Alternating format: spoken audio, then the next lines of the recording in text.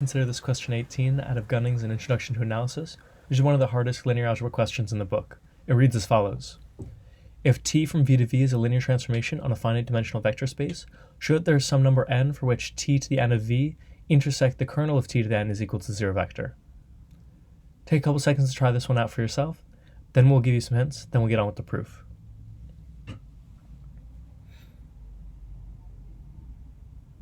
Alrighty then, so for some hints, the first thing is that since we're doing this, we want to show that there exists some number n, so it's usually a good idea to do this by contradiction, to show that if there were no number n, then you'd have a contradiction within the problem itself. Next, another hint is that there's going to be a lot of meticulous logic here, so you're going to want to be very careful with your cases and such. And the next is that you might want to recall some important theorems from linear algebra to prove this.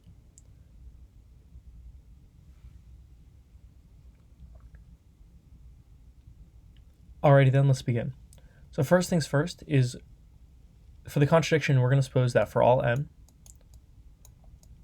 we're going to say Tn of V intersect with Kn, which we'll denote to be the kernel of n, does not equal the 0 vector. Instead, it equals some space, we'll call it Un for now. Fantastic. With that, an important result we'll have is first, we'll note that we're going from V to V. Well, now that we have a subspace, we know that for any space we can express it using a direct sum decomposition. We're going to express V as a direct sum of some space Kn, which we have the kernel of T to the n, direct sum with n to the n, where n to the n is just the set of all vectors that are sent to non-zero vectors under V. An important thing to recall is that these non-zero vectors can be sent into the pre-image of k to the n. For instance, the idea being that you have some Tn of n to the n Tn of n to the n can be a subset of Kn. That is, note that it is possible that T to the n of n to the n is a subset of k to the n. In particular, this is because there are a lot of elements in k to the n that are not zero necessarily. Therefore, this is still a case you should be considering. And also, if you think you have a proof, and this might give you some trouble because this is a common problem, which is that n to the n can send you into the pre-image of k to the n in the sense that, can send you into k to the n because k to the n is the pre-image of 0 vector under t to the n. With that, we have that. Great. Now, we'll recall that we want to show that this is not the 0 vector, but we're considering the kernel of t to the n, so maybe we should consider some transformations that you take after t to the n, namely like t to the n plus 1, etc. So let's just take the first of these cases. So let's look at t to the n plus 1 of v. This is because we have the kernel of t to the n, that means t to the n sends it to 0. So we know t to the n will send some parts of v to 0, namely k to the n, but let's see what happens with t to the n plus 1. Well, t to the n plus 1 of v is equal to, and then since v can be decomposed into kn and nn, if we look at the kernel of t to the n plus 1 of v, we see that k, and we'll call it kn plus 1. Kn plus 1 is the kernel of t to the n plus 1. Kn plus 1 actually includes kn, but is not necessarily equal. This is because if we do t to the n plus 1 of kn, kn is equal to t on t to the n of kn, but t to the n of kn is 0 vector. So this is t of 0 vector is equal to 0 vector. Therefore, everything in kn is in kn plus 1.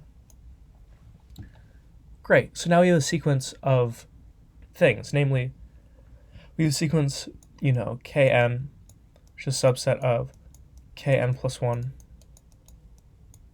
And in fact, this actually goes backwards, and that the idea being that k1 is a subset of k2, subset of ... Now let's look at this sequence. We have a sequence of included subsets, and now take a couple seconds to think, and it might come to you that we have a finite dimensional vector space, so we're going to have a problem here. And so we'll see that in the following way.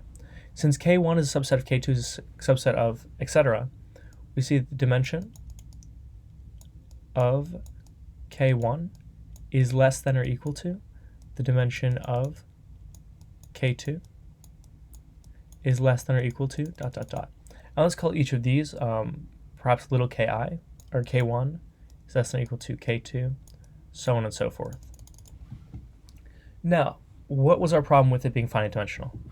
Well, remember, an important result from linear algebra is that on any finite dimensional vector space, we have the rank nullity theorem. Namely, if we let, that's the dimension of the domain is equal to the dimension of the image of T of V plus the dimension of the kernel of the T. But recall that's for any transformation T, but not just this given transformation T. In particular, note that T to the I is a linear transformation T, can be written as some transformation T, so that this theorem applies. Not necessarily the same T. That's a little confusing, but this means that if we let the dimension of V be little v, that V is equal to the dimension of Ti of V plus, and then remember we said the dimension of the kernel of T to the I is going to be Ki, so plus Ki. In particular, we'll note that this means that Ki is less than or equal to V for all I. Well, Ki being less than or equal to V for all I is a very interesting condition, because now that means we have a sequence K1, K2, K3 increasing. So K1 less than or equal to K2, monotonically increasing in fact. Monotonically meaning with equality. But they're all less than or equal to V. It's a well-known result, and we won't prove it here, but you can look it up for yourself. And it's pretty it comes with intuition. That implies there exists some n such that that little kn, i.e. the dimension of that kernel, kn, is equal to kn plus alpha for all natural alpha.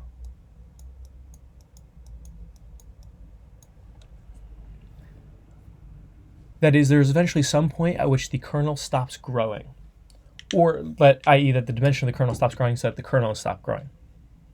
And then note, and let's call this R. And then note that R is less than or equal to V. Well, if R equals 0, we're done, because that means that that there is some n such that the kernel of the dimension of that kernel is 0. So there's some n such that the dimension of the kernel of T to the big N is 0, so that the kernel of T to the big N is the 0 vector, and 0 vector intersected against any subspace, since Tn of V is a subspace, is the 0 vector. So we're done if R equals 0. Let's suppose R is non-zero. If R is non-zero, we will now show that Tn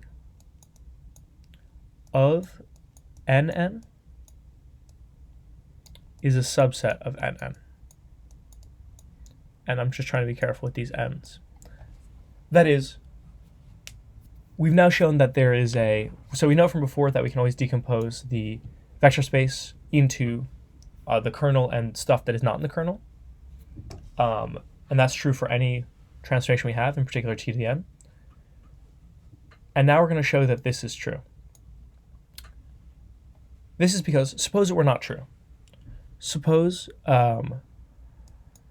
T to the N of Nn, oops, that N is too high. T to the N of Nn were equal to, and let's call this, I don't know, W1, direct sum with W2, where W1 is a subset of Kn, and then this is a subset of big N, little n. I'm sorry, big N, big N.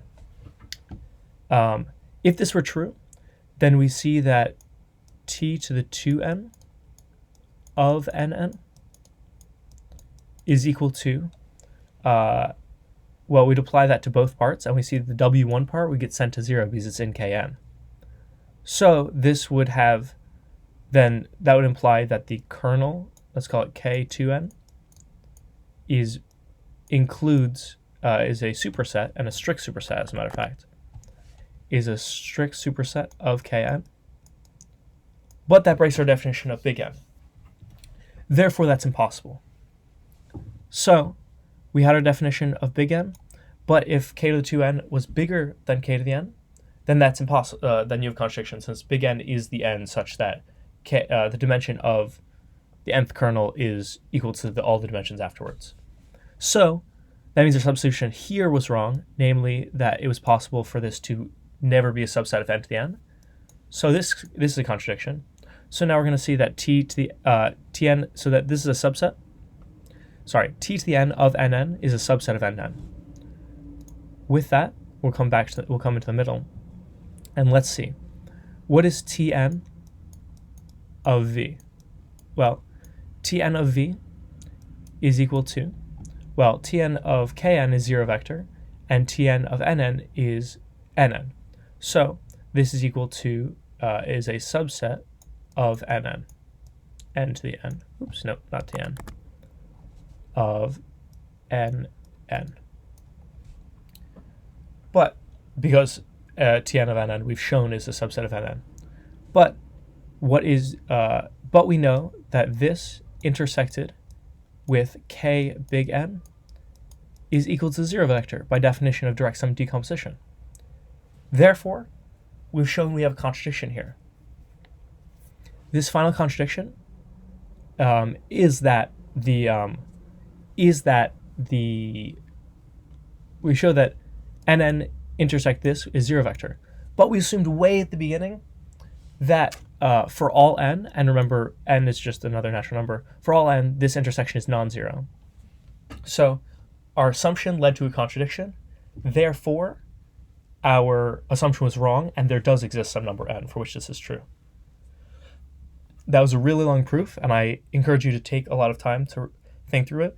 And additionally, note that that there's an intermediate proof by contradiction, a little lemma, that we proved. So try not to be confused. That lemma proves an intermediate fact that we then use in our extended proof by contradiction, and that extended by proof by contradiction shows what we want to show. In particular, the lemma is, if you know there exists one of these, then t to the n of nn is a subset of n to the n. With that, we're done. Thank you for watching.